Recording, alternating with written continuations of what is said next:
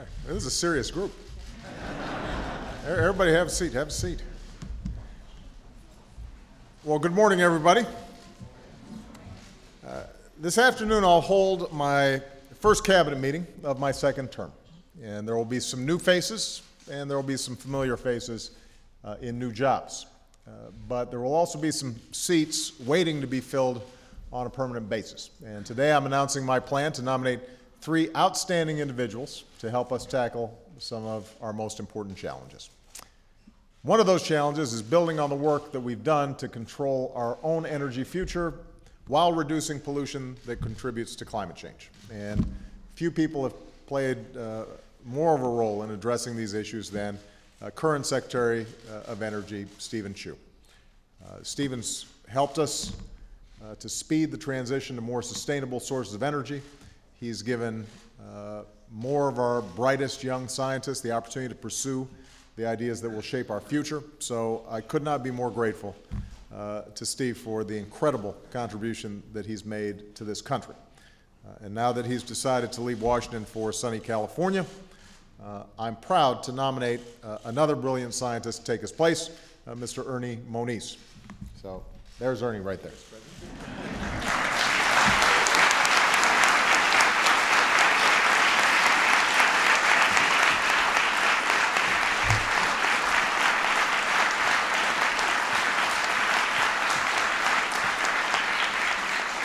Now, the good news is that Ernie already knows his way around the Department of Energy. He is a physicist by training, but he also served as Undersecretary of Energy under President Clinton.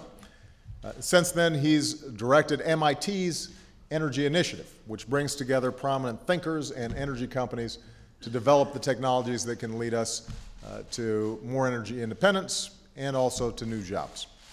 Most importantly, Ernie knows that we can produce more energy and grow our economy while still taking care of our air, our water, and our climate. And so I could not be more pleased to have Ernie join us, and he will be joined in that effort by my nominee to lead the Environmental Protection Agency. You know, over the last 4 years, Lisa Jackson and her team at the EPA have helped us to reduce emissions of the dangerous carbon pollution that causes climate change, put in place the toughest new pollution standards in 2 decades. Lisa's now ready for a well-deserved break, and I want to very much thank Bob Seppi, who's not only been a great deputy administrator, but has also been acting as the acting administrator. So please, Bob, everybody give Bob a big round of applause.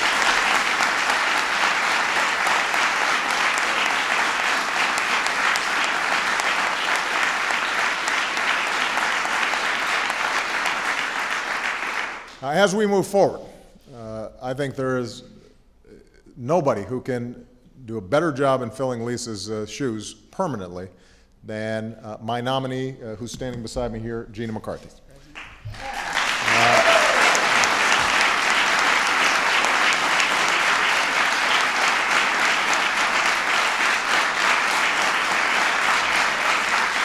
Now, you wouldn't know from talking to her, but Gina's from Boston. And one of her proudest moments was yelling "play ball" at Fenway before a Red Sox game. But Gina's got plenty more to be proud of. As a top environmental official in Massachusetts and Connecticut, she helped design programs to expand energy efficiency and promote renewable energy. As Assistant EPA Administrator, Gina's focused on practical, cost-effective ways to keep our air clean and our economy growing. She's earned a reputation as a straight shooter. She welcomes different points of views.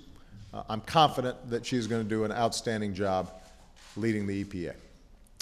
So these two over here, they're going to be making sure that we're investing in American energy, that we're doing everything that we can to combat the threat of climate change, that we're going to be creating jobs and economic opportunity in the first place. They are going to be a great team. And these are some of my top priorities going forward. But as president, one of the things you learn very quickly is that it's not enough just to talk a big game. The real test is whether your priorities are reflected in a budget. And that's where the rubber hits the road. That's where my third nominee comes in. Since I took office, Jeff Zients has served as America's first Chief Performance Officer and the Deputy Director of the Director for Management of the Office of Management and Budget. He's made our government more efficient. He's saved taxpayers a lot of money. He stepped in as acting director of OMB not once but twice, including leading up to the fiscal cliff. So there's no question that Jeff's skill and versatility has served the American people very well. I expect it will continue to serve us well in the future.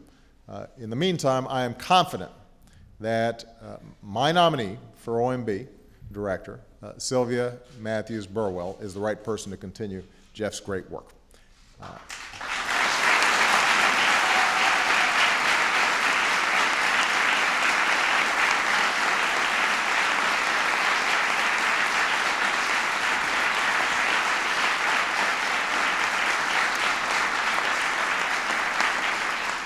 In the 1990s, when she was, 19?